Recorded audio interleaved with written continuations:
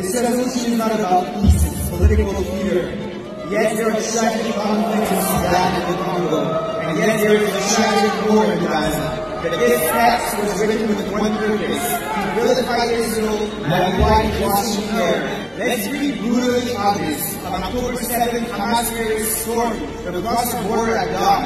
They butchered families in their homes, they shot children in front of their parents, and parents in front of their children. They raped women beside the corpse of their friends. They burned entire families alive, and they dragged 240 hostages, civilians, back into Gaza like trophies. That's why this war began. Results of the Assembly vote. Specified majority, 2/3, whether it is attained or not. It has not attained.